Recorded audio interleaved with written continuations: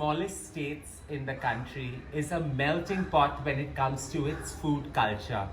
Having been a colony with the Portuguese, the versatility that the cuisine has shaped into is by far so unique, ranging from mild to spicy to over-the-top star stunners.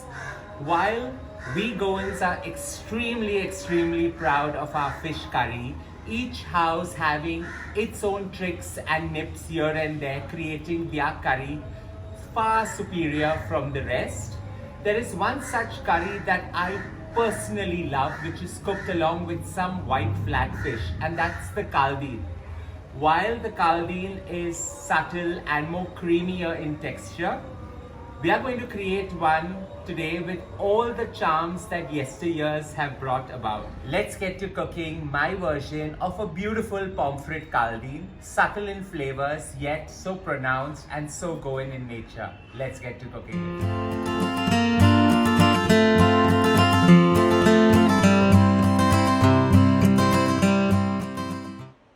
Holidays in Goa, we used to have the fondest memory of enjoying these fish curries cooked in these beautiful earthenware. So I managed to hound one of my cousins, my favorite cousin Nisha, who managed to actually get me one so that I could experience the charm of yesteryear cooking in today's day and age. To start off, we are just going to get to creating the famed spice blend that actually creates the perfect Caldine. While a Caldine is always a coconut milk laden gravy, here I'm trying to tweak it because I like the robust flavors that are required to actually create this. So I've got about 1/4 of a coconut freshly grated. I'm just going to add that into my mixer. To this, I've taken 2 whole non-spicy variant of a green chili that goes in. 1 large tablespoon of these beautiful seeds of coriander going in, a teaspoon of some turmeric, 9 cloves of garlic, a teaspoon of whole seeds of cumin or the cumin seeds, 1-inch piece of ginger,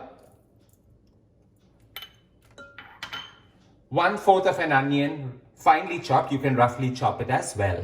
We're just going to blend all this to the smoothest possible paste to create the perfect Caldine. I've ground this to the finest paste possible, and this is going to form the base of our beautiful Caldine. While technically a spice blend is always ground on a stoneware or a wan as it's more commonly known as, while it takes a lot of time, it takes way too much of muscle power to do it. Hence, a blender is the best option next. To start off with, I'm going to take 2 tablespoons of normal sunflower oil. Ensure the earthenware is nice and hot. And into that, I'm going to add some garlic. So I've taken about 4 cloves of garlic, finely chopped that, and just going to add that in. Along with that, I've slit 2 whole green chilies. That goes in as well.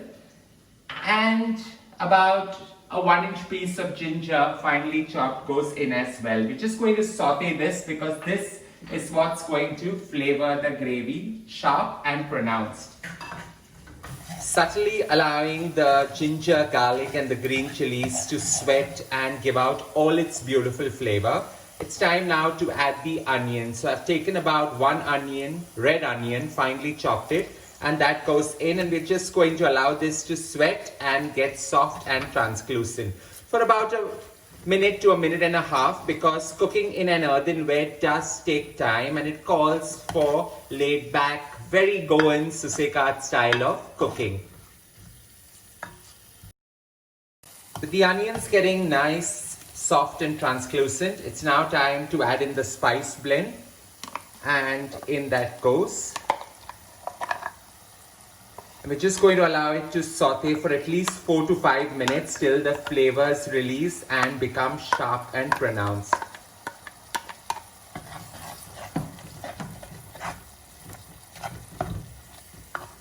Having allowed this to saute for at least 4 to 5 minutes, you can see how the color has become a deeper turmeric-y color in nature. It's now time to add a cup of water, and like all of us do back home, where we rinse the blender to absorb all the fine spice blend that's there, goes right in and bring this to a rapid boil.